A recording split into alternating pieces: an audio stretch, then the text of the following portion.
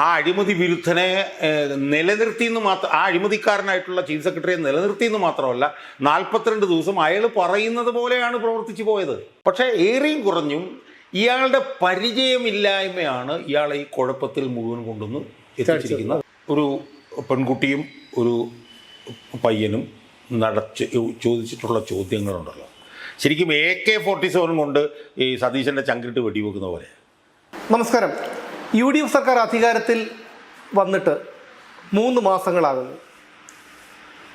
ഒരുപക്ഷെ അനായാസം മുഖ്യമന്ത്രിയായ കേരള ചരിത്രത്തിലെ ഏക വ്യക്തിയാണ് VD സതീശൻ. മീഡിയ ഹൈപ്പ് കൊണ്ട് മാത്രമാണ് അദ്ദേഹം മുഖ്യമന്ത്രിയായത്. ഹൈക്കമാൻഡിന് എതിർപ്പായിരുന്നു, മുതിർന്ന നേതാക്കൾക്ക് എതിർപ്പായിരുന്നു, പ്രവർത്തകരിൽ വലിയൊരു വിഭാഗത്തിന് എതിർപ്പായിരുന്നു. പക്ഷേ എന്നിട്ടും മുസ്ലിം ലീഗിൻ്റെയും ഒരു വിഭാഗം PR വർക്കുകാരുടെയും സമൂഹ മാധ്യമത്തിലുള്ള ആൾക്കാരുടെയും ഒക്കെ പിന്തുണയോടുകൂടി അദ്ദേഹം അധികാരത്തിൽ വന്നു. ആദ്യമായി ഒരു മന്ത്രി പോലും ആകാതെ മുഖ്യമന്ത്രിയായ ആളാണ് VD സതീശൻ. ആ VD സതീശൻ സർക്കാർ അധികാരത്തിൽ വന്നപ്പോഴും ഒരുപാട് പ്രതീക്ഷകളുണ്ടായിരുന്നു. പക്ഷേ അദ്ദേഹത്തിൻ്റെ പല പ്രവൃത്തികളും, മാധ്യമപ്രവർത്തകരോടുള്ള പല സമീപനങ്ങളും, പൊതുജനങ്ങളോടുള്ള പല പെരുമാറ്റങ്ങളും നമുക്ക് അംഗീകരിക്കാൻ കഴിയാത്തതാണ്. ഏറ്റവും ഒടുവിലായി ഇന്നലെ കടലിൽ കാണാതായ മത്സ്യത്തൊഴിലാളികളെ കണ്ടെത്തുന്നതുമായി ബന്ധപ്പെട്ടുള്ള ചോദ്യങ്ങൾ മാധ്യമപ്രവർത്തകർ ചോദിച്ചപ്പോൾ ചിരിച്ചുകൊണ്ട് പരിഹാസത്തോടു കൂടിയായിരുന്നു അദ്ദേഹത്തിൻ്റെ മറുപടി. പിണറായി വിജയൻ ക്രുദ്ധനായി നോക്കിക്കൊണ്ട് രൂക്ഷമായി പൊട്ടിത്തെറിക്കും, സതീശൻ ചിരിച്ചുകൊണ്ട് ഇതുപോലെ പരിഹസിക്കും. ഇത് തമ്മിൽ എന്താണ് വ്യത്യാസം? അധികാരത്തിൽ വന്നിട്ട് സർക്കാർ വന്നിട്ട് 3 മാസങ്ങളേ ആയിട്ടുള്ളൂ. ഇനിയും ഒരുപാട് കാലം മുന്നോട്ട് പോകാനുണ്ട്. ഇത്തരത്തിൽ പോയി കഴിഞ്ഞാൽ എന്തായിരിക്കും? ഇതിനൊരു പര്യവസാനമില്ലേ? ഈ VD സതീശനെ മുഖ്യമന്ത്രി സ്ഥാനത്ത് നിലനിർത്തിക്കൊണ്ട് സർക്കാരിനും UDFനും മുന്നോട്ട് പോവുക പ്രായോഗികമല്ലെന്ന് ഇതിനകം തെളിഞ്ഞു കഴിഞ്ഞിരിക്കുന്നു. കേരളത്തിലെ ജനങ്ങളെ സംബന്ധിച്ചിടത്തോളം അത് വലിയ ആശങ്ക ഉളവാക്കുന്നതാണ്. ഈ സർക്കാരിൻ്റെയും മന്ത്രിമാരുടെയും മുഖ്യമന്ത്രിയുടെയും ഒക്കെ ചെറിയ പിഴവുകൾ പോലും അത് വലിയ രീതിയിൽ ഇടതുപക്ഷ സൈബറിടങ്ങളിൽ ആഘോഷിക്കുന്നുണ്ട്, അവർ പ്രചരിപ്പിക്കുന്നുണ്ട്. ഒരു ചെറിയ വിഭാഗം ആൾക്കാരുടെ എങ്കിലും മനസ്സിലത് ചെറിയ രീതിയിൽ കടന്നു കയറിയിട്ടുണ്ട്, അത് വലിയ രീതിയിലേക്ക് അത് പടർന്നു കയറുന്നുണ്ട്. അപ്പോൾ എങ്ങനെയാണ് ഇനി മുന്നോട്ടുള്ള പോക്ക്? അല്ല, നമ്മൾ കേരളത്തിൻ്റെ രാഷ്ട്രീയ ചരിത്രം എടുത്ത് നോക്കിയാൽ പല പ്രതിപക്ഷ നേതാക്കന്മാരും, അല്ലെങ്കിൽ ഇതുവരെ ഉണ്ടായിരുന്നതിൽ മിക്കവാറും പ്രതിപക്ഷ നേതാക്കന്മാർ തന്നെയാണ് പിന്നീട് മുഖ്യമന്ത്രിയായി വന്നിട്ടുള്ളത്. ആന്റണി പ്രതിപക്ഷത്തായിരുന്ന മുഖ്യമന്ത്രിയായി, അച്യുതാനന്ദൻ, പിന്നെ ഇയാൾ ഉമ്മൻചാണ്ടി, മനസ്സിലായോ? പക്ഷെ അവരൊക്കെ വന്ന വഴികളിലൂടെ അല്ല VD സതീശൻ മുഖ്യമന്ത്രിയായത്. അപ്പോൾ നമുക്ക് ശരിക്കും കമ്പയർ ചെയ്യാവുന്നത് ശരിക്കും VS അച്യുതാനന്ദനാണ്. VS അച്യുതാനന്ദനെ പാർട്ടി എതിർത്തിട്ടും VS അച്യുതാനന്ദൻ മുഖ്യമന്ത്രിയായി. ഏതാണ്ട് സമാനമായി തന്നെ പാർട്ടിയുടെ എതിർപ്പുണ്ടായിട്ടും മുഖ്യമന്ത്രി ആയാളാണ് സതീശൻ. പക്ഷെ സതീശനെ ചേർന്ന് നമ്മൾ വ്യത്യാസം എന്താ? അച്യുതാനന്ദൻ 5 വർഷക്കാലം നടത്തിയിട്ടുള്ള പ്രവർത്തനങ്ങളുടെ ആകെ തുക എന്നുള്ള നിലയിൽ അയാളെ എടുത്ത് മാറ്റാൻ നോക്കിയപ്പോൾ ജനം ഇടപെട്ടു, അയാളെ മുഖ്യമന്ത്രിയാക്കി. അങ്ങനെയാണ് അച്യുതാനന്ദൻ മുഖ്യമന്ത്രി. എന്നാൽ VD സതീശൻ എങ്ങനെയാണ് മുഖ്യമന്ത്രിയായത്? VD സതീശൻ മുഖ്യമന്ത്രിയായത് വലിയ തോതിലുള്ള PR വർക്ക്, ചില രാഷ്ട്രീയ പാർട്ടികളെ സ്വാധീനിച്ച് കയ്യിൽ വെക്കൽ ഒക്കെ ആയിട്ട് ഈ സമവായം കൃത്രിമമായി സൃഷ്ടിച്ചുകൊണ്ടാണ് സതീശൻ വന്നത്. അതാണ് നോം ചോംസ്കി എന്ന് പറഞ്ഞിട്ടുള്ള ലോക പ്രശസ്തനായിട്ടുള്ള ആന്ത്രോപോളജിസ്റ്റിൻ്റെ പുസ്തകമുണ്ട്, മാനുഫാക്ചറിങ് കൺസെൻറ്റ്. കൺസെൻറ്റ്, സമവായം നിങ്ങൾ മാനുഫാക്ചർ ചെയ്യുക, ഉൽപ്പാദിപ്പിച്ചെടുക്കുക. അച്യുതാനന്ദൻ്റെ കാര്യത്തിലൊക്കെ സമവായം മാനുഫാക്ചർ ചെയ്യല്ലായിരുന്നു. അച്യുതാനന്ദൻ്റെ കാര്യത്തിലൊക്കെ അത് ഉരുത്തിരിഞ്ഞ് വരികയായിരുന്നു ആ സമവായം, മനസ്സിലായി? അപ്പോൾ ഇവിടെ അങ്ങനെയാണ് അയാൾ ഉണ്ടാക്കിയത്. ഇപ്പോൾ നമ്മൾ പറഞ്ഞ പോലെ പാർട്ടി അണികളിൽ വലിയൊരു വിഭാഗത്തിന് താല്പര്യം ഉണ്ടായിരുന്നില്ല, പാർട്ടി നേതാക്കന്മാരിൽ ബഹുഭൂരിപക്ഷത്തിന് താല്പര്യം ഉണ്ടായിരുന്നില്ല, പാർട്ടി നേതൃത്വത്തിന് താല്പര്യം ഉണ്ടായിരുന്നില്ല, MLA-മാർക്ക് താല്പര്യം ഉണ്ടായിരുന്നില്ല, ജനങ്ങളിൽ തന്നെ ഒരു വിഭാഗത്തിന് താല്പര്യം ഉണ്ടായിരുന്നില്ല, ഭരണപരിചയം ഉണ്ടായിരുന്നില്ല. പ്രതിപക്ഷ നേതാവായിരുന്നപ്പോഴുള്ള പ്രവർത്തനങ്ങൾ വളരെ പരിതാപകരമായിരുന്നു. ഇതെല്ലാമായിട്ടും അധികാരത്തിലേക്ക് കടന്നു വന്ന് മുഖ്യമന്ത്രിയായ ഒരാളാണ് VD സതീശൻ. അപ്പം ആ പശ്ചാത്തലത്തിൽ വേണം നമ്മൾ അധികാരത്തിൽ വന്ന VD സതീശൻ്റെ പ്രവർത്തനങ്ങളെ നമ്മൾ വിലയിരുത്താൻ എന്നാണ് എനിക്ക് തോന്നുന്നത്. കാരണം ഒന്ന് എന്ന് പറയുന്നത് ഒരു രാഷ്ട്രീയ നേതാവിൻ്റെ അടിസ്ഥാനപരമായിട്ടുള്ള കാഴ്ചപ്പാടുകളൊക്കെ അയാൾ മുഖ്യമന്ത്രി ആകുമ്പോൾ പ്രതിഫലിക്കും എന്നുള്ളതൊരു വസ്തുതയാണ്. അതിപ്പോൾ പ്രതിഫലിക്കും നമ്മൾ കണ്ടുകൊണ്ടിരിക്കുകയാണ്. അവിടെ നിൽക്കട്ടെ. CPM-നെ സംബന്ധിച്ചിടത്തോളം ആണെങ്കിൽ CPM-ന്റെ മുഖ്യമന്ത്രിയാണെങ്കിൽ CPM-ന്റെ നയങ്ങളായിരിക്കും നടപ്പിലാക്കുക. അത് പക്ഷേ പിണറായി വിജയൻ്റെ കാലത്ത് അത് തലകുത്തി മറിഞ്ഞ് നമ്മൾ കണ്ടു. എങ്കിലും CPM-നെ സംബന്ധിച്ചിടത്തോളം പിന്നെ പാർട്ടിയുടെ ഉപകരണമാണ് മുഖ്യമന്ത്രി. പക്ഷേ ഒരു കോൺഗ്രസ് മുഖ്യമന്ത്രിയെ എന്നുള്ള നിലയിൽ നമ്മൾ VD സതീശനെ നമ്മൾ വിശകലനം ചെയ്യുമ്പോൾ അയാൾക്കൊരു പിടി പരിമിതികൾ ഉണ്ടായിരുന്നു എന്നുള്ളത് നമ്മളെപ്പോലുള്ളവർ തെരഞ്ഞെടുപ്പ് കാലത്തും തെരഞ്ഞെടുപ്പിന് ശേഷമൊക്കെ നമ്മൾ നിരന്തരം നമ്മൾ പറഞ്ഞുകൊണ്ടിരുന്നതാണ്. അതിലേറ്റവും പ്രധാനമായിട്ട് നമ്മൾ പറഞ്ഞതാണ് ഭരണപരിചയമില്ല. ഭരണപരിചയം എന്ന് പറയുന്നത് വളരെ നിർണായകമാണ്. ആ ഭരണപരിചയത്തിൻ്റെ പശ്ചാത്തലത്തിലാണ് നമ്മൾ ഇയാളുമായി താരതമ്യം ചെയ്യുമ്പോൾ നമ്മൾ രമേശ് ചെന്നിത്തലയെ നമ്മൾ പിന്തുണച്ചത്. അതെ. കാരണം രമേശ് ചെന്നിത്തലയ്ക്ക് ഭരണപരമായ പാരമ്പര്യം മാത്രമല്ല, അയാൾക്ക് പാർട്ടി സംഘടനാപരമായിട്ടും പാരമ്പര്യം ഉണ്ടായിരുന്നു. അയാൾ 10 വർഷം KPC പ്രസിഡൻ്റായിരുന്നു. മനസ്സിലായില്ലേ? പ്രതിപക്ഷ നേതാവ് എന്നുള്ള നിലയിൽ നല്ല പ്രകടനം അയാൾക്കുണ്ടായിരുന്നു. മനസ്സിലായോ? അയാൾ 1.5 വർഷക്കാലം ആഭ്യന്തരമന്ത്രിയായിരുന്നപ്പോഴത്തേക്ക് സാമാന്യം നല്ല രീതിയിൽ ഭരണം കൊണ്ടുപോയ ആളാണ്. അതുകൂടാതെ അയാൾ ഒരുപാട് കാലം MLA ആയിട്ടിരുന്നിട്ടുണ്ട്, ഒരുപാട് കാലം MP ആയിട്ടിരുന്നിട്ടുണ്ട്. അപ്പോൾ അതിൻ്റെയൊക്കെ പശ്ചാത്തലത്തിൽ നമ്മൾ പറഞ്ഞത് ഇപ്പോൾ ഉള്ളതിൽ വെച്ച് നമ്മളത് എബ്സല്യൂട്ടായിട്ടല്ല പറഞ്ഞത്, നമ്മൾ റിലേറ്റീവായിട്ടാണ് പറഞ്ഞത്. ഇന്ന് ഉള്ളതിൽ വെച്ച് ഈ ഭരണം കൊണ്ടുപോകാൻ ഇയാളാണെന്നാണ് നമ്മൾ പറഞ്ഞത്. അല്ലാതെ നമ്മൾ ഇപ്പം സതീശനോടുള്ള എന്തെങ്കിലും വ്യക്തിവിരോധമോ വ്യക്തിവൈരാഗ്യമോ ഒന്നും വെച്ചിട്ടല്ല നമ്മൾ പറഞ്ഞത്. നമ്മൾ അന്ന് പറഞ്ഞത് എനിക്ക് ഓർമ്മയുണ്ട്, സതീശൻ മന്ത്രിയായിട്ടിരിക്കട്ടെ, സതീശൻ വേണമെങ്കിൽ ഒരു ധനകാര്യമന്ത്രിയായിട്ടിരിക്കട്ടെ, എന്നിട്ട് അയാൾക്ക് 1-2 വർഷത്തെ എക്സ്പീരിയൻസ് കഴിയുമ്പോഴത്തേക്ക് 2 വർഷം കഴിയുമ്പോൾ വേണ്ട, അതുപോലെ നമ്മൾ ചർച്ച ചെയ്തിട്ടുണ്ട്. അല്ല, അദ്ദേഹത്തിന് നമ്മൾ പറയാനൊരു കാരണം കൂടിയുണ്ട്. കാരണം 5 വർഷം പ്രതിപക്ഷ നേതാവായിരുന്നിട്ട് പോലും ഒരു തവണ പോലും സർക്കാരിനെയോ പിണറായി വിജയനെയോ പ്രതിക്കൂട്ടിലാക്കാനുള്ള ഒരു കാര്യങ്ങളും അദ്ദേഹം ചെയ്തില്ല.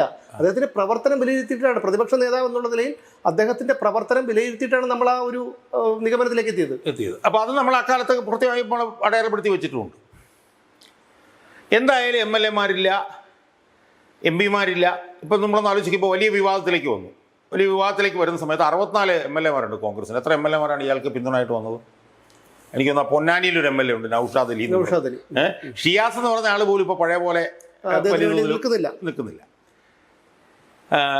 മുസ്ലിം ലീഗുകളെ അതിഭയങ്കരമായി പിന്തുണച്ചാണ് മുഖ്യമന്ത്രി ആവാൻ വേണ്ടിയിട്ട്. പക്ഷേ ഇയാൾ ആയിക്കഴിഞ്ഞതിന് ശേഷം 1 മാസം പോലും തികഞ്ഞില്ല. 1 മാസം മുമ്പ് തികയുന്നതിന് തന്നെ അവർ പിന്മാറി. പിന്നെ 15 MP-മാരുണ്ട് കോൺഗ്രസിന്. ഏത് MP-യാണ് ഇയാളുടെ കൂടെ അടപടലം നിൽക്കുന്നത്? ഒരാൾ പോലും ഇല്ല. ഒരുപക്ഷെ മന്ത്രിമാരുടെ ഇടയിൽ ചിലപ്പം ഇയാൾ K. മുരളീധരൻ ചിലപ്പോൾ കണ്ടേക്കും. അത് കൂടാതെ 150-150ഓളം ജനറൽ സെക്രട്ടറിമാരുണ്ട് കോൺഗ്രസ് പാർട്ടിക്കകത്ത്. അതിനകത്ത് 3 പേരാണ് ഇയാളുടെ കൂടെ. ഒരാൾ തിരുവനന്തപുരത്ത് നിന്ന് BRM ഷബീർ, ഒരാൾ എറണാകുളത്ത് നിന്ന് രാജു P. നായർ, ഒരാൾ കോഴിക്കോട് നിന്ന് നിജേഷ് അരവിന്ദ്. അതുപോലെ മൂന്നിടത്ത് അതെ. അതുകൊണ്ട് അയാൾക്കൂടെ പറയാം, എനിക്ക് 3 മേഖലയിലും വലിയ പിന്തുണയാണെന്ന് വേണമെങ്കിൽ പറയാം. അപ്പോൾ ഞാൻ പറഞ്ഞു വരുന്നത് ഇതാണ്, വിവാദം ഉണ്ടായിട്ടും ഒരാളും പിന്തുണയ്ക്കുന്നില്ല. നമ്മളിപ്പം ഈ 3 മാസം കഴിഞ്ഞിട്ടുള്ള സതീശനെ നമ്മൾ വസ്തുനിഷ്ഠമായി വിശകലനം ചെയ്താൽ നമുക്ക് കാണാൻ കഴിയുന്നത് പ്രധാനമായും 2 കാര്യങ്ങളാണ് എന്നാണ് എനിക്ക് തോന്നുന്നത്. ഒന്ന് എന്ന് പറയുന്നത് വളരെ വിഷയങ്ങളിലൊക്കെ ഉള്ള വളരെ വികലവും സങ്കുചിതവുമായിട്ടുള്ള വ്യക്തിനിഷ്ഠമായ വ്യക്തിയാധിഷ്ഠിതമായിട്ടുള്ള കാഴ്ചപ്പാടുകൾ. അതാണ് ഏറ്റവും പ്രധാനമായിട്ട് എനിക്ക് തോന്നുന്നത്. ഇപ്പം നമ്മളൊന്ന് ആലോചിക്കുക, ഇയാൾ മുഖ്യമന്ത്രി ആയി കഴിഞ്ഞപ്പോഴത്തേക്ക് ഇന്ന് എന്നോട് ഒരു പ്രമുഖ ഒരു അഭിഭാഷകൻ എന്നോട് പറയായിരുന്നു, അയാൾ പോയത് കാർത്തികേയൻ്റെ വീട്ടിലേക്കല്ല, അയാൾ ആദ്യം പോയത് പിണറായി വിജയൻ്റെ വീട്ടിലേക്കാണ്. അതിനുശേഷമാണ് കാർത്തികേയൻ്റെ വീട്ടിൽ. പിണറായിൻ്റെ വീട്ടിൽ ചെന്നിട്ട് അയാൾ പറഞ്ഞു എന്താണ്, 14 വർഷം സംസ്ഥാന സെക്രട്ടറി ആയ ആൾ, 10 വർഷം മുഖ്യമന്ത്രി ആയ ആൾ, പരിണിത പ്രജ്ഞൻ എന്ന് പറഞ്ഞു. ഉദ്ദിഷ്ടകാര്യത്തിന് ഉപകാര സ്മരണ അല്ല, ഞാൻ പറഞ്ഞു വരുന്നത് അതിലൂടെ പ്രതിഫലിക്കുന്നത് അയാളുടെ കാഴ്ചപ്പാടാണ്. മനസ്സിലായില്ലേ? അയാൾ അവിടെ വെച്ച് പറഞ്ഞത് തുടർച്ചയാണ് സർക്കാർ, അവിടെ ഇവിടെയൊക്കെ ചില മാറ്റങ്ങൾ വരുത്തണം എന്നയാൾ പറഞ്ഞ് ഇപ്പോൾ അയാൾ നടപ്പിലാക്കിക്കൊണ്ടിരിക്കുകയാണ്. അപ്പം ഒന്ന് എന്ന് പറയുന്നത് വികലമായിട്ടുള്ള കാഴ്ചപ്പാടാണ്, വ്യക്തിനിഷ്ഠമായിട്ടുള്ള വ്യക്തിയാധിഷ്ഠിതമായിട്ടുള്ള സങ്കുചിതമായിട്ടുള്ള കാഴ്ചപ്പാട്. തന്നെ മുഖ്യമന്ത്രിയാക്കിയത് കോൺഗ്രസ് പാർട്ടിയാണെന്നും താനൊരു കോൺഗ്രസ് നേതാവാണെന്നുമുള്ള തോന്നൽ 1% പോലും ഇല്ല. ഞാൻ മുഖ്യമന്ത്രിയായിട്ടുണ്ടെങ്കിൽ അതിൻ്റെ ഉത്തരവാദിത്തം എനിക്കാണ്, ഞാനാണ് മുഖ്യമന്ത്രിയാവാൻ കാരണം, അതിന് കോൺഗ്രസ് യാതൊരു റോളുമില്ല എന്നുള്ള നിലയിലുള്ള ഒരു കാഴ്ചപ്പാട് അയാൾ ഉണ്ടാക്കിയിട്ടുള്ള വിവാദങ്ങളിലെല്ലാം അയാളുടെ ഈ കാഴ്ചപ്പാട് നിഴലിക്കുന്നുണ്ടെന്നാണ് ഞാൻ പറയുന്നത്. ഇപ്പോൾ ഹെലികോപ്റ്റർ ഉപയോഗിച്ചു എന്ന് പറഞ്ഞാൽ ഹെലികോപ്റ്റർ ഉപയോഗിച്ചു, അതിനെന്താ കുഴപ്പം? പിന്നെ അത് ഞാൻ ഒരു പൈസ ഇടയെങ്കിലും മനസ്സിലായി. അതാണ് അയാളുടെ അതാണ് പറഞ്ഞത് പിണറായി വിജയന്റെ മറ്റൊരു ശൈലി. അല്ല, അത് വേറൊരു വശം. ഞാൻ പറഞ്ഞു വരുന്നത് വ്യക്തിനിഷ്ഠമായിട്ടുള്ള അയാളുടെ കാഴ്ചപ്പാടുകൾ വളരെ വികലവും സങ്കുചിതവുമാണ്. എന്ന് പറഞ്ഞാൽ താൻ ഒരു കോൺഗ്രസ് മുഖ്യമന്ത്രിയാണ്. പിണറായി വിജയൻ്റെ കാലത്ത് ഈ ഹെലികോപ്റ്റർ ഉപയോഗിച്ച് സംബന്ധിച്ചിട്ട് വിമർശനങ്ങളുണ്ട്. ആ വിമർശനങ്ങളുള്ളപ്പോൾ ഞാനിതിൽ പോകുന്നത് തെറ്റോ ശരിയോ എന്നുള്ള ചോദ്യത്തിനുള്ള അയാളുടെ മറുപടി അതിലൊരു തെറ്റുമില്ല എന്നുള്ളതാണ്. അതാണ് അയാളുടെ കാഴ്ചപ്പാട് വികലമെന്ന് ഞാൻ പറഞ്ഞത്.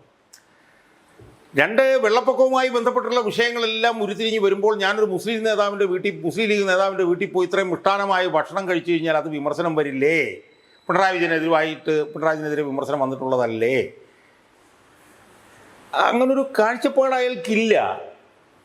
മനസ്സിലായില്ലേ?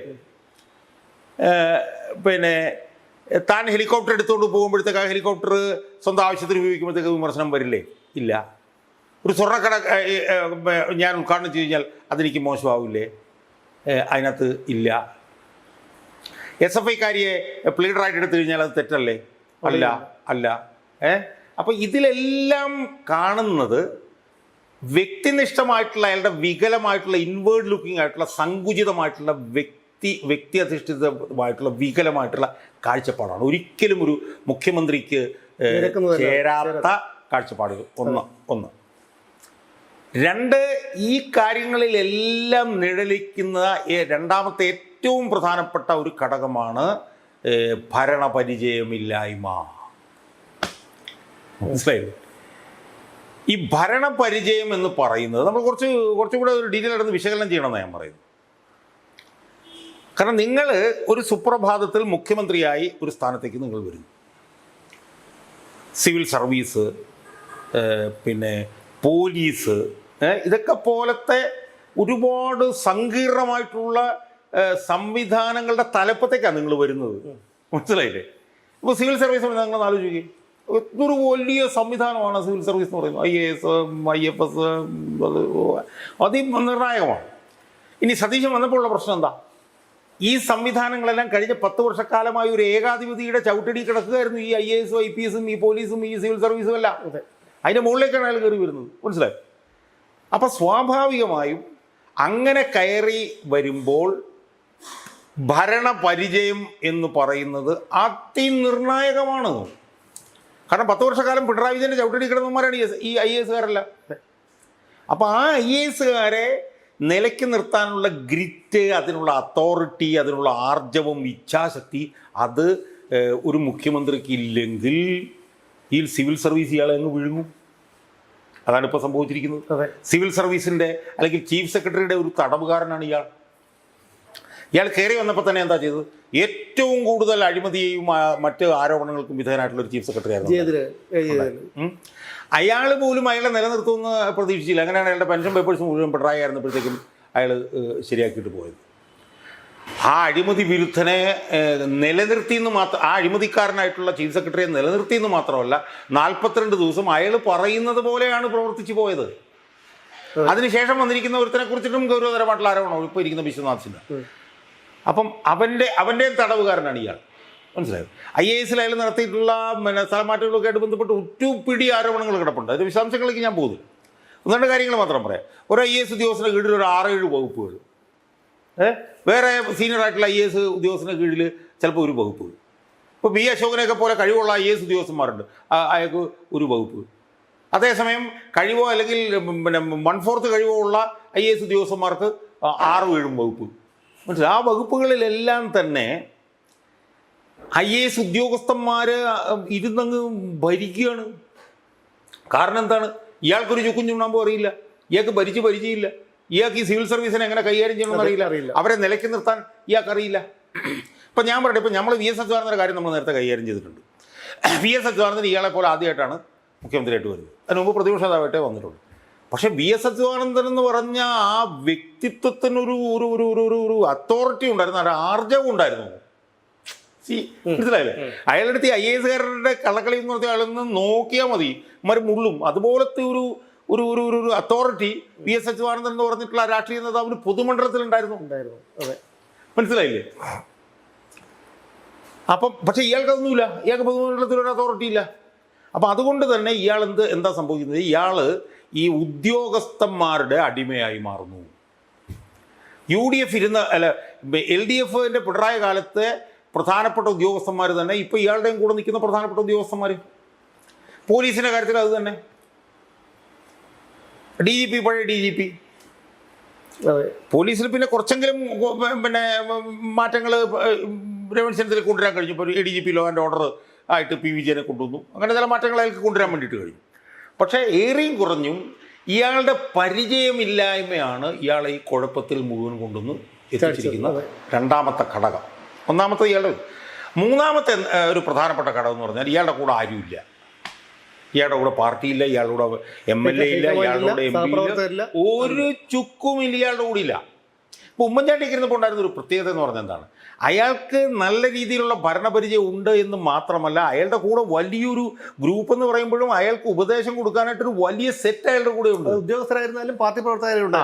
നമ്മുടെ ഉദ്യോഗസ്ഥരെ നമ്മൾ മാറ്റി വെക്കൂ. നമ്മൾ പാർട്ടി പ്രവർത്തകർ എടുത്തു കഴിഞ്ഞാൽ പുറകിൽ ബെന്നി ബഹനാൻ ഉണ്ടായിരുന്നു, KC ജോസഫ് ഉണ്ടായിരുന്നു, ഒരുപാട് കാലം വരെ തിരുവഞ്ചൂർ രാധാകൃഷ്ണൻ ഉണ്ടായിരുന്നു. അങ്ങനെ ഒരു പിടി സീനിയർ നേതാക്കന്മാർ അയാൾക്ക് എന്തെങ്കിലും സംശയം വരുമ്പോഴത്തേക്ക് ചോദിക്കാനുണ്ടായിരുന്നു. ഇത് ഇയാളുടെ ചുറ്റും ആരുമില്ല. ഇയാളും കുറച്ച് IAS ഉദ്യോഗസ്ഥന്മാരും എന്താണ്, മണ്ണന്തല അനിൽ എന്ന് പറഞ്ഞിടത്താണ് പ്രൈവറ്റ് സെക്രട്ടറി. അയാൾ ആദ്യമായിട്ടാണ് ഇപ്പോൾ നിയമസഭയിലേക്ക് കയറുന്നത്. ഫുഡ് സേഫ്റ്റി വിഭാഗത്തിലെ കണ്ടറിയിടുന്ന ഉദ്യോഗസ്ഥനായിരുന്നു. അയാൾ ആദ്യമായിട്ടാണ് സെക്രട്ടറിയിലേക്ക് കയറുന്നത്. പിന്നെ ഉള്ളത് എന്താണ്, 2-3 ഉന്മേഷം എന്ന് പറഞ്ഞൊരു IAS ഉദ്യോഗസ്ഥൻ, പിന്നെ രത്തൻ കേൽക്കർ എന്ന് പറഞ്ഞിട്ട് വേറൊരു അങ്ങനെ ഒരു 2-3 IAS ഉദ്യോഗസ്ഥന്മാരുടെ കൺട്രോളിലാണ് ഈ പാവപ്പെട്ടവൻ ഇങ്ങനെ തടവുകാരനായിട്ട് കിടക്കുന്നത്. ഉപദേശകരില്ലാത്തതിൻ്റെ കുഴപ്പമാണ് ഇതുപോലുള്ള മണ്ടത്തരങ്ങളും പൊട്ടത്തരങ്ങളും എല്ലാം വിളിച്ച് പറയുന്നത്. അല്ല, ഉപദേശം ഉണ്ടായിട്ട് പിണറായി നന്നായില്ല. ഞാൻ പറഞ്ഞ നല്ല ഉപദേശകരെ നമ്മൾ വെറുതെ പറഞ്ഞിട്ട് കാര്യമില്ല. ഉപദേശത്തെ കേൾക്കാൻ പെട്ടെന്ന് അതാ ഓർമ്മ. അല്ല, അത് ശരി, ഉപദേശകർക്ക് ഒരു നെഗറ്റീവ് കൊണോട്ടേഷനുള്ളൂ. പക്ഷേ അത് പോസിറ്റീവ് ഉണ്ട്. കാരണം ഞാനൊരു ഉപദേശകനായിരുന്നു അച്ഛൻ്റെ കൂടെ. അപ്പം ഉപദേശകരുണ്ടെങ്കിൽ ഒരു ഗുണം എന്താണ്, ഹെലികോപ്റ്റർ എടുക്കാൻ പോകുമ്പോൾ നിങ്ങൾ ഹെലികോപ്റ്റർ എടുക്കരുത് കേട്ടോ, ഇതിനകത്ത് ഇന്ന പ്രശ്നങ്ങളുണ്ട്. ഉപദേശകരുണ്ടായിരുന്നെങ്കിൽ മുസ്ലിം ലീഗിൻ്റെ ഇവിടെ മൃഷ്ടാന്ന ഭക്ഷണം കഴിക്കാൻ പോകുമ്പോൾ നാണക്കേടാണ്, ഇത് ചെയ്യരുത് പറയാനുണ്ട് എന്ന് പറയാൻ. മനസ്സിലായി? അതില്ലാത്തിടത്തോളം ഇയാൾ സ്വന്തമായി വന്ന് അങ്ങ് ന്യായീകരിച്ചങ്ങ് മെഴുകി അങ്ങ് നശിച്ച് നാറടക്കലാവുകയാണ്. ഇപ്പോൾ അവസാനം നടന്ന 2 സംഭവം തന്നെ നമ്മൾ നോക്കി. നിക്ഷേപകരുടെ വിഷയം. നിക്ഷേപകരെ കാണാനായിട്ട് ഞാൻ കൊച്ചിയിലേക്ക് പോകുന്നു എന്ന് പറയുന്നു. പോകുമ്പോൾ എന്താ പറയുന്നത്, അത് ഞാൻ വന്ദേ ഭാരതിൽ ബുക്ക് ചെയ്തിരുന്നതാണ്, ഞാനത് അവസാനം ക്യാൻസൽ ചെയ്തു. കാരണം നിക്ഷേപകർ അവിടെ എന്നെ കാത്ത് നിൽക്കുകയാണ്. ആ നിക്ഷേപകരെ തമിഴ്നാട് സർക്കാരും കൊണ്ടുപോവുകയാണ്. അപ്പോൾ അതുകൊണ്ട് അത് പ്രശ്നമാണ്. അതുകൊണ്ട് പെട്ടെന്ന് ഞാൻ അവിടെ ചെല്ലേണ്ട കാര്യമുണ്ട്. അങ്ങനെയാണ് ഞാൻ ഹെലികോപ്റ്ററിൽ പെട്ടെന്ന് പോയത് എന്നാണ് പറഞ്ഞത്. അതിനകത്ത് തന്നെ ഒരുപാട് പ്രശ്നങ്ങളുണ്ട്. നിക്ഷേപകരെ കാണാൻ ഒരു മുഖ്യമന്ത്രി എറണാകുളത്തേക്ക് ഓടുകയാണ് ചെയ്യേണ്ടത്. നിക്ഷേപകരെ എങ്ങനെയെങ്കിലും വലിച്ചുകൊണ്ട് ഇവിടെ കൊണ്ടുവരാൻ പറ്റില്ല. അവർക്കും ടേംസ് ആൻഡ് കണ്ടീഷൻസും കാര്യങ്ങളും സംസ്ഥാന താല്പര്യങ്ങളും ഒക്കെ നോക്കണ്ടേ. ഞാൻ ചെന്നില്ലെങ്കിൽ പെട്ടെന്ന് അവർക്ക് ഫ്ലൈറ്റ് എടുത്ത് പോകാൻ ഇരുന്നാണെന്ന് പറഞ്ഞു കഴിഞ്ഞാൽ ഇത് എന്താണിത്, നിങ്ങളുടെ സൗകര്യത്തിനല്ല, നിങ്ങളിവിടെ വാ നമുക്ക് ചർച്ച ചെയ്യാം എന്ന് പറഞ്ഞാൽ അവരെ ഇവിടെ വിളിച്ചു വരുത്തുകയല്ലേ ചെയ്യുന്നത്. ഇത് ആരെങ്കിലും ചരിത്രത്തിൽ എവിടെയെങ്കിലും ഉണ്ടോ ഒരു മുഖ്യമന്ത്രി നിക്ഷേപകരെ കാണാൻ വേണ്ടി? ഇതിപ്പോ എക്സിക്യൂട്ടീവ്മാരെ, ഇപ്പൊ മുത്തൂരിൻ്റെയൊക്കെ എക്സിക്യൂട്ടീവ് ആണെങ്കിൽ ശരി, സാർ എന്ന് പറഞ്ഞിട്ട് വരും പോവാ. എന്നിട്ട് രണ്ടാമത് ചർച്ച വന്നപ്പോൾ അയാൾ എന്താ പറഞ്ഞാൽ, ഞാൻ എറണാകുളത്തുണ്ടായിരുന്നു അതുകൊണ്ട് കണ്ടതാണെന്ന്. നമ്മൾ എന്തുമാത്രം ഹിപ്പോക്രറ്റിക്കാണ് ഇയാൾ എന്നുള്ളത് ആലോചിക്കുക. അത് നിക്ഷേപകരുമായി ബന്ധപ്പെട്ടു. 2, അയാൾക്ക് ഒരു സ്വർണ്ണക്കടയുടെ ഉദ്ഘാടനത്തിന് മുമ്പ് ഒരു ഉളുപ്പുമില്ല. ഞാൻ കേരളത്തിലൊരു മുഖ്യമന്ത്രിയല്ല, ഞാനൊരു സ്വർണ്ണക്കട ഉദ്ഘാടനം ചെയ്യാൻ പോകാവോ എന്നുള്ള ഒരു ചിന്ത അയാൾക്കില്ല. അവിടെ ഉപദേശിച്ചു കൊടുക്കാൻ ആരുമില്ല. അല്ല, അത് ഈ ഹണി റോസിനോടുള്ള എന്തെങ്കിലും ഒരു എതിർപ്പ് ഉണ്ടായിരിക്കും. അതെ, ഹണി റോസിനെ പണിയില്ലാതാക്കണം എന്ന് നിർബന്ധം ചിലപ്പോൾ കാണുമായിരിക്കും.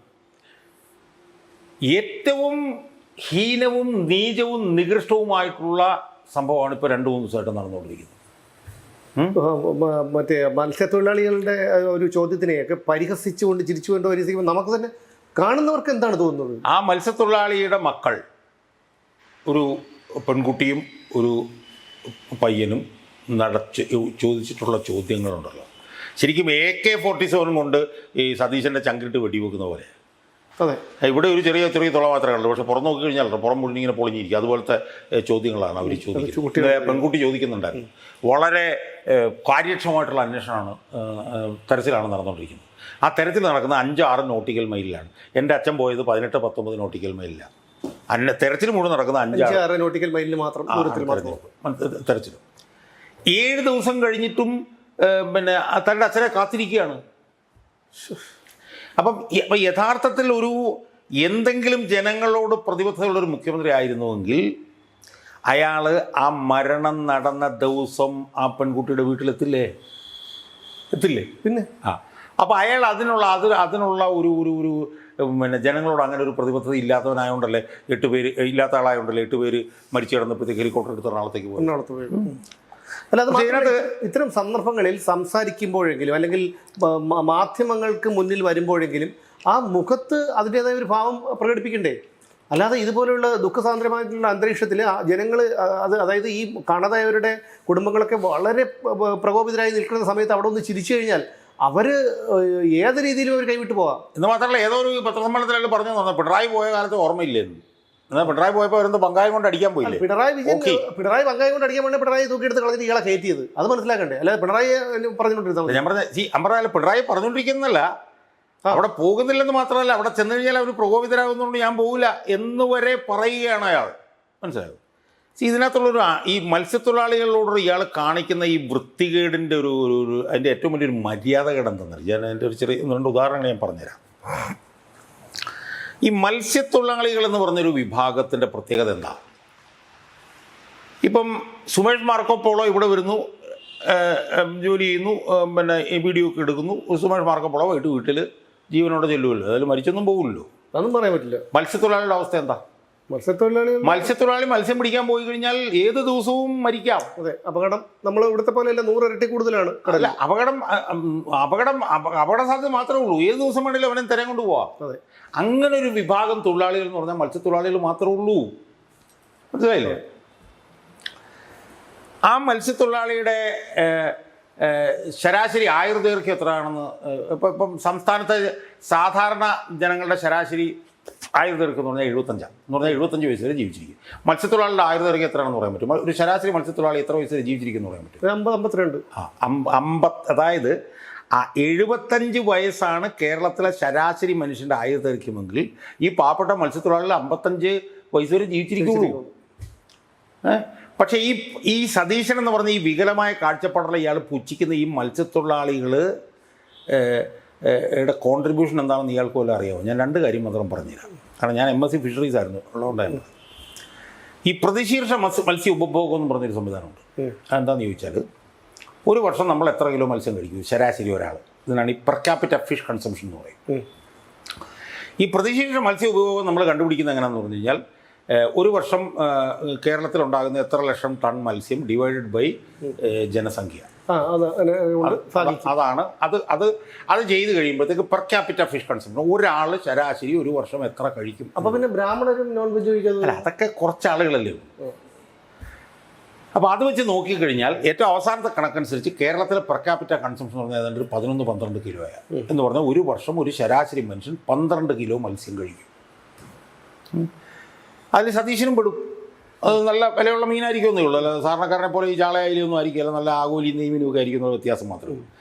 ആ സതീശൻ ഉൾപ്പെടെ തിന്നുന്ന ഈ ആഗോലിയും ഈ പിന്നെ നെയ്മീനും ഒക്കെ ആരാ പിടിച്ചോണ്ട് വരുന്നത്? തനികേറി വരില്ലല്ലോ അത്. അല്ല, നീന്തി സതീശന്റെ പ്ലേറ്റിൽ വന്നിട്ട് എന്നെ ഒന്ന് വറുത്തു താന്നും പറഞ്ഞിട്ട് ചീനച്ചട്ടി, അതായത് നീന്തി സതീശന്റെ വീട്ടിലേക്ക് വന്നിട്ട് അല്ലല്ല നീന്തി വന്നിട്ട് നേരെ പോയി ചീനച്ചട്ടി കിടക്കും. ചീനച്ചട്ടി കിടന്ന് അവിടെ കിടന്ന് സ്വയം വറുത്തിട്ട് നേരെ വിഴിഞ്ഞത്ത് നേരെ വന്ന് പിന്നെ അവിടെ നേരെ അടുക്കളയിലോട്ട് പോകുന്നത്. നേരെ അടുക്കളയിലേക്ക് പോകും, ചീനച്ചട്ടിയിലേക്ക് കയറി കിടക്കും. അവിടെ കിടന്ന് വറുത്ത് കഴിയുമ്പോഴത്തേക്ക് നേരെ അങ്ങനെയല്ലല്ലോ, മത്സ്യത്തൊഴിലാളി പോയി ജീവൻ പണയം വെച്ച് പിടിക്കണമല്ലോ. അപ്പോൾ അത് 11-12 കിലോയാണ് കേരളത്തിലെങ്കിൽ അഖിലേന്ത്യയിൽ അത് 5 kilo. All India per capita fish consumption എന്ന് പറഞ്ഞാൽ 5 രൂപ എന്ന് പറഞ്ഞാൽ ശരാശരി അഖിലേന്ത്യയിൽ നോക്കിക്കഴിഞ്ഞാൽ ഒരുത്തന്നെ 5 കിലോ കഴിക്കുള്ളെങ്കിൽ ഇവിടെ 11 കിലോ കഴിക്കും നമ്മൾ. ഇനി ഇരട്ടി കൂടുതൽ. അത് പിടിച്ചുകൊണ്ടിരുന്നത് ഈ കഴിഞ്ഞ ദിവസം പോയി മരിച്ച ഉൾപ്പെടെയുള്ള മത്സ്യത്തൊഴിലാളി. 2, ഇന്ത്യയിൽ നിന്ന് ഏറ്റവും കൂടുതൽ സമുദ്രോൽപ്പന്ന കയറ്റുമതി കേരളത്തിൽ നിന്ന്. അതായത് ചെമ്മീൻ മറ്റേ കൂന്തൽ ഇതൊക്കെ കയറ്റി ചെയ്ത് പോകുമല്ലോ. ഇന്ത്യയിലെ മൊത്തം സമുദ്രോൽപ്പന്ന കയറ്റുമതി ഏതാണ്ട് 19-20% കേരളത്തിൽ നിന്ന്. മനസ്സിലായില്ലേ? ആ കയറ്റുമതിയിലൂടെ നമുക്ക് ഒരു വർഷം ഒരു 8,000-9,000 കോടി രൂപയാണ് വിദേശ നാണ്യം കിട്ടുന്നത്. സംസ്ഥാനത്തിന് കിട്ടുന്നത്. സംസ്ഥാനം എന്ന് പറഞ്ഞാൽ കേന്ദ്രത്തിൽ കിട്ടിയിട്ട് കാരണം ഫോറിൻ എക്സ്ചേഞ്ച് 8,000-9,000. അപ്പോൾ 8,000-9,000 ഈ ഫോറിൻ എക്സ്ചേഞ്ച് ഏണിങ്സ് ആരാ കൊണ്ടുതരുന്നത്? പറവൂരിൽ നിന്ന് ആരെങ്കിലും പെട്ടിയിലാക്കി കൊണ്ടുതരുന്നതാണോ? അങ്ങനെ ചെയ്യുന്ന മത്സ്യത്തൊഴിലാളികൾ, അങ്ങനെ ചെയ്യുന്നവരാണ് മത്സ്യത്തൊഴിലാളികൾ. അവരുടെ ശരാശരി 1,055 പൈസയുള്ളൂ. അവർക്കില്ലാത്ത അസുഖങ്ങൾ വല്ലതും ഉണ്ടോ? അവരുടെ ഇടയിലുള്ള പോലെ മദ്യപാന ശക്തി വേറെ എവിടെയെങ്കിലും ഉണ്ടോ? അവരുടെ ഇടയിൽ ഈ മറ്റ് കാര്യങ്ങളുടെ എല്ലാം സ്വാധീനം, അവർക്ക് ജീവിക്കാൻ നല്ല വീടുണ്ടോ? അവർക്ക് കറണ്ടുണ്ടോ? വെള്ളമുണ്ടോ? സ്ഥലമുണ്ടോ? എന്തെങ്കിലും ഉണ്ടോ? അങ്ങനെ സമൂഹത്തിൻ്റെ ഏറ്റവും അടിത്തട്ടിൽ ജീവിക്കുന്ന മത്സ്യത്തൊഴിലാളി, അവൻ രാവിലെ എഴുന്നേറ്റ് മത്സ്യം പിടിക്കാൻ ചെല്ലുമ്പോൾ എന്താ പറയുക, കാലാവസ്ഥ പറയും ഇന്ന് പോകരുതെന്ന് പറയും. അവൻ വീട്ടിലേക്ക് പോകും. അവൻ അന്ന് എന്തെങ്കിലും കഴിക്കുമെന്ന് ഈ സതീശൻ ചിന്തിച്ചിട്ടുണ്ടോ? ഒരു ദിവസം ഒരു വർഷം ഒരു 10-20-25 ദിവസമെങ്കിലും അവൻ ഇതുപോലെ കടലിൽ പോകാൻ കഴിയത്തില്ല. അവൻ വീട്ടിൽ പോയെന്ന് പട്ടിണി കിടക്കുകയാണ്. അങ്ങനെ പട്ടിണി കിടക്കുന്നവൻ കടലിൽ പോയി മരിക്കുമ്പോഴാണ് ഈ വൃത്തികെട്ടവനെന്ന് എനിക്ക് പറയാൻ പറ്റില്ല, കാരണം ചിലപ്പോൾ കേസ് വരും, മുഖ്യമന്ത്രിയൊക്കെ ആയത്, ഇയാൾ അവരെ പരിഹസിക്കുന്നത്. മനസ്സിലായി? അപ്പോൾ ഇതാണ് അയാളുടെ ഒരു അവസ്ഥ. അപ്പം 3 മാസമായി 102 പേരുടെ ഇതിൽ വന്ന ഇയാൾ എന്തൊക്കെ വിവാദങ്ങളുണ്ടാക്കി. ഞാനിപ്പോൾ ഒന്ന് ഓർത്തെടുക്കാൻ നോക്കുക. പ്ലീഡർ നിയമനത്തിൽ വിവാദം ഉണ്ടാക്കി. സ്മാർട്ട് ക്രിയേഷൻസിൻ്റെ ആളെ കൊണ്ടുവന്നു. പ്ലീഡറായിട്ട് ഇയാൾ SFIക്കാരിയെ കൊണ്ടുവന്നു. അത് ഡീൻ കുര്യാക്കോസിൻ്റെ ആരാണല്ലോ ഇയാളാണല്ലോ നിയമിച്ചത്. വീര്യം കുറഞ്ഞ മദ്യത്തിൻ്റെ വിവാദം കൊണ്ടുവന്നു. ഇപ്പോൾ വെള്ളപ്പൊക്കത്തിൻ്റെ വിവാദം കൊണ്ടിരുന്നു. ഹെലികോപ്റ്ററിൻ്റെ വിവാദം കൊണ്ടുവന്നു. അങ്ങനെ എത്ര വിവാദങ്ങളാണ്. ഇയാളുടെ പത്രസമ്മേളനം എന്ന് പറഞ്ഞാൽ എന്താണ്? ഇപ്പോൾ ഇത് എൻ്റെ സർക്കാർ ഇന്നത് ചെയ്യാൻ പോകുന്നു, എൻ്റെ സർക്കാർ LDF സർക്കാരിൻ്റെ ഇത്ര അഴിമതിക്കും ദൂരത്തിനെതിരെ ഇത്ര തീരുമാനം എടുത്തിരിക്കുന്നു എന്ന് ജനങ്ങളോട് പറയുന്നതിന് പകരം ഇയാളിപ്പോൾ ചെന്നിട്ട് എന്താണ് ചെയ്യുന്നത്? ഇയാൾ ചെയ്യുന്നത് മുഴുവൻ ഇയാൾക്കെതിരായിട്ടുള്ള വിവാദങ്ങൾക്ക് മറുപടി പറയലാണ്. രണ്ടാമത്തെ പ്രശ്നം, ഇയാളെ താങ്ങിക്കൊണ്ടു പോയാലുള്ള ഏറ്റവും വലിയ അപകടം വരണമെന്നുള്ളത് എന്താണ്?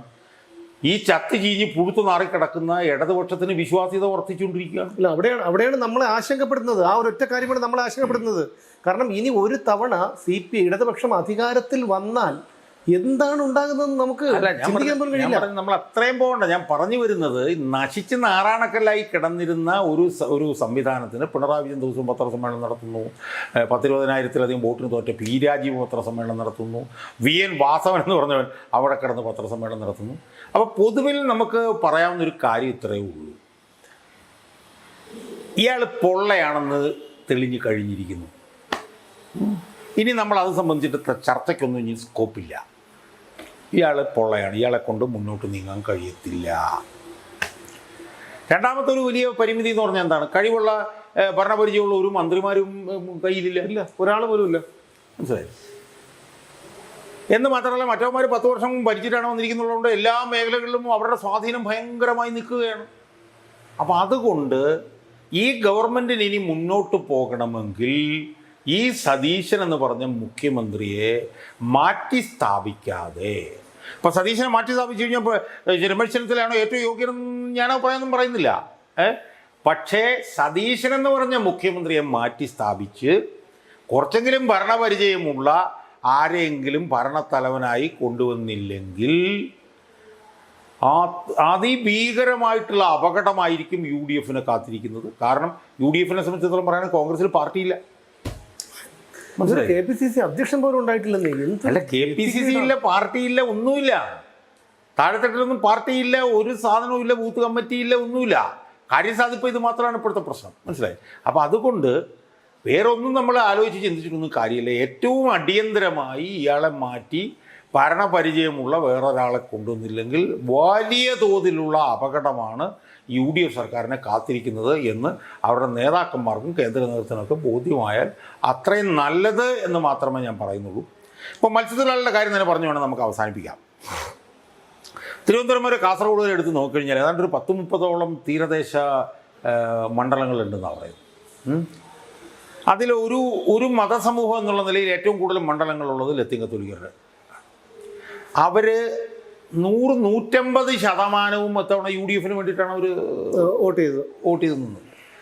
സ്വാഭാവികമായും ഒരു ഫിഷറീസ് മന്ത്രിക്കുള്ള യോഗ്യത ശരിക്കും ആ സമുദായത്തിനുണ്ടെന്നാണ് ഞാൻ വിശ്വസിക്കുന്നത്. എന്താ ചെയ്തത്? ഇതാണ് മറ്റേ ഇബ്രാഹിം കുഞ്ഞെന്നും പറഞ്ഞൊരു അഴിമതിക്കാരൻ്റെ മകൻ രാഷ്ട്രീയത്തിൽ എന്നാ വന്നെന്ന് എനിക്കറിയത്തില്ല. ഞങ്ങളെ ഇപ്പോൾ മന്ത്രിയാകുമ്പോൾ അയാളുടെ പേര് പോലും എനിക്ക് ഓർമ്മയില്ല. അയാളെ ആക്കി. ഇബ്രാഹിം കുഞ്ഞ് ആ അഴിമതിക്കാരൻ്റെ മകനാണ് ഇപ്പം ഇപ്പോഴത്തെ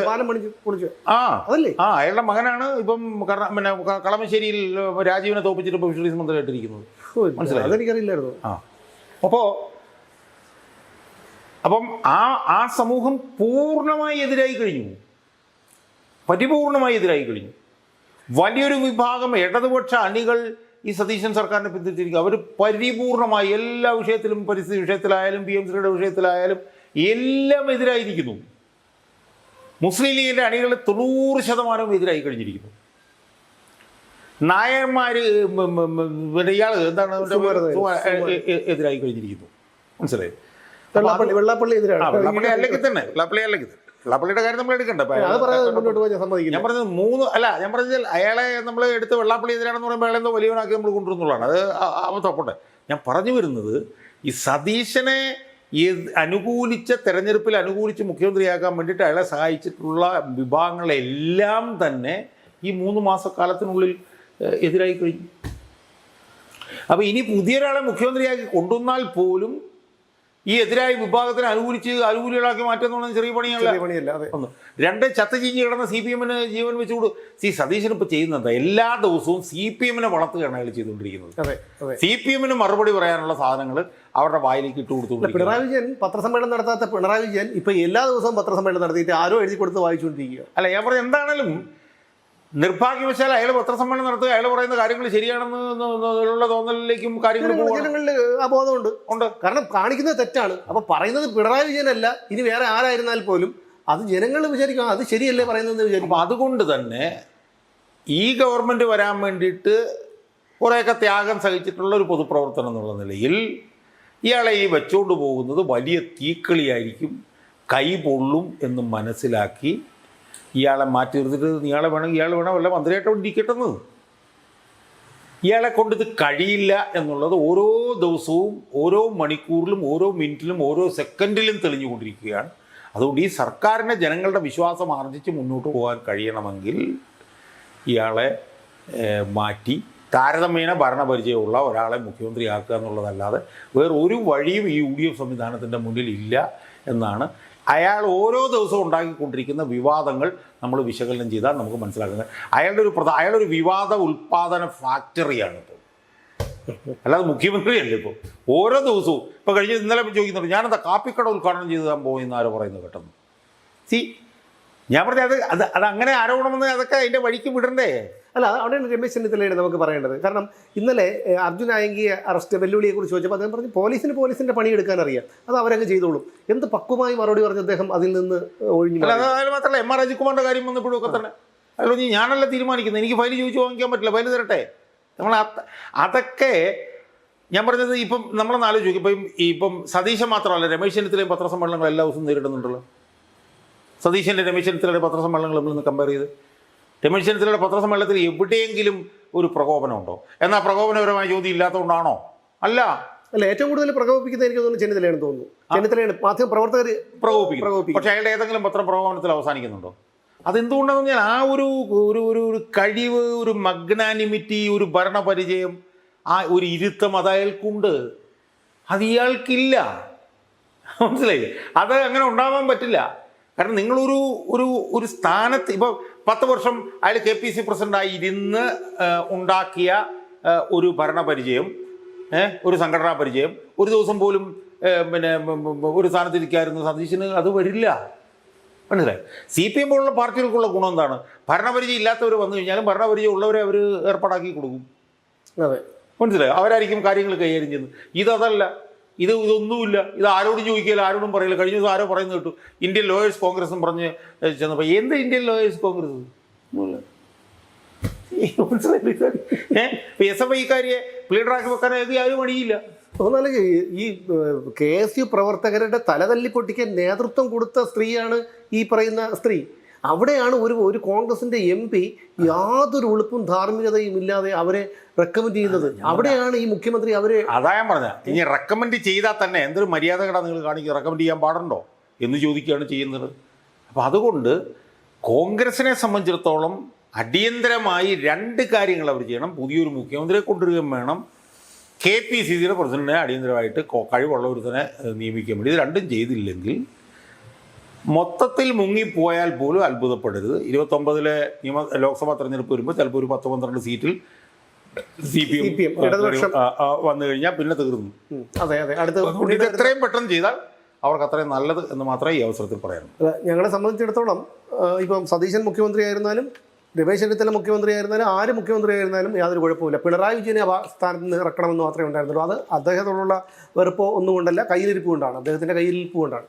എന്തായാലും ഇനി ഒരു ഇടതുപക്ഷ ഭരണത്തെ നമുക്ക് ചിന്തിക്കാൻ കൂടി കഴിയാത്തൊരു കാര്യമാണ്. അല്ലാതെ ഈ VD സതീശനെയോ രമേശ് ചെന്നിത്തലയെയോ വ്യക്തിപരമായിട്ട് എനിക്ക് പരിചയമില്ല, അവരോട് എതിർപ്പുമില്ല, അവരുടെ ശത്രുതയില്ല, സൗഹൃദമില്ല, ഒന്നുമില്ല. അപ്പോൾ അതുകൊണ്ട് എനിക്ക് പറയാനുള്ളത്, ഈ VD സതീശൻ്റെ ഓരോ ദിവസത്തെ പോക്ക് സമൂഹ മാധ്യമങ്ങൾ നിരീക്ഷിച്ചു കൊണ്ടിരിക്കുന്ന ഒരാളെന്ന നിലയിൽ കൃത്യമായിട്ടറിയാം മുഖ്യമന്ത്രിയുടെ ഓരോ വീഴ്ചകളും. ആ വീഴ്ചകളെ ഉണ്ടാകുന്നുള്ളൂ. ആ വീഴ്ചകളൊക്കെ വളരെ നല്ല രീതിയിൽ തന്നെ അത് ഇടതുപക്ഷ സൈബർ ഇടങ്ങളിൽ വ്യാപകമായി പ്രചരിപ്പിക്കപ്പെടുന്നുണ്ട്. അത് പൊതുജനങ്ങളുടെ മനസ്സിൽ അത് കൊള്ളുന്നുണ്ട്, ചിലരെങ്കിലും മാറ്റി ചിന്തിക്കുന്നുണ്ട്. അതുകൊണ്ട് തന്നെ ഈ 5 വർഷം മുഖ്യമന്ത്രിയായി തുടരാമെന്ന് ഈ ഒരു സാഹചര്യത്തിൽ നമുക്കൊരിക്കലും ഉറപ്പിച്ച് പറയാൻ കഴിയില്ല. കാരണം സർക്കാർ തന്നെ ഈ രീതിയിൽ മുന്നോട്ട് പോകുമോ എന്നുള്ള കാര്യത്തിൽ വളരെ സംശയമുള്ള ഒരു കാര്യമാണ്. അതുകൊണ്ട് തന്നെ ഈ പറയുന്ന അത്യാവശ്യമായി KPCCക്ക് ഒരു അധ്യക്ഷനുണ്ടാവുക. ആലോചിച്ച് നോക്കൂ, ഇത്ര മാസങ്ങളായി KPCC അധ്യക്ഷനായിട്ടിരുന്ന അയാൾ മന്ത്രിയായി, അയാൾ എന്നിട്ട് പോലും അവിടെ ആ സ്ഥാനത്ത് ഒരാൾ വന്നില്ല എന്ന് പറഞ്ഞാൽ ഇത് CPMൽ അല്ലെങ്കിൽ BJPയിൽ സംഭവിക്കുന്നൊരു കാര്യമാണോ? ഒരിക്കലുമല്ല. അപ്പോൾ ഇവർക്കൊക്കെ ഭരണം മതി. ആ ഭരണം കിട്ടിയതോടുകൂടി അവരൊക്കെ തൃപ്തരായി. പക്ഷേ മറുഭാഗത്ത് പാർട്ടിയുടെ മൂലക്കല്ല് ഇളകിക്കൊണ്ടിരിക്കുന്നുള്ള കാര്യം കൂടി ഇവരൊക്കെ മനസ്സിലാക്കണം. ഇനി ഒരിക്കൽ കൂടി ഒരു ഇടതുപക്ഷ ഭരണം താങ്ങാനുള്ള കെൽപ്പ് കേരളത്തിലെ സാധാരണക്കാരായ ജനങ്ങൾക്കില്ല. അതുകൊണ്ട് ഈ ബന്ധപ്പെട്ടവരാരെങ്കിലും, കാരണം യാതൊരു പിന്തുണയുമില്ല, ഹൈക്കമാൻഡിൻ്റെ പിന്തുണയില്ല, മുതിർന്ന നേതാക്കളുടെ പിന്തുണയില്ല, MLA-മാരുടെ പിന്തുണയില്ല, MP-മാരുടെ പിന്തുണയില്ല, പ്രവർത്തകരുടെ പിന്തുണയില്ല. ആകെ ഉള്ള പിന്തുണ കുറേ സോഷ്യൽ മീഡിയക്കാരുടേത് മാത്രമാണ്. അതുകൊണ്ട് മുന്നോട്ട് പോകാൻ കഴിയില്ല. അവർ മാത്രമല്ല പൊതുസമൂഹം എന്നുകൂടി മനസ്സിലാക്കുക.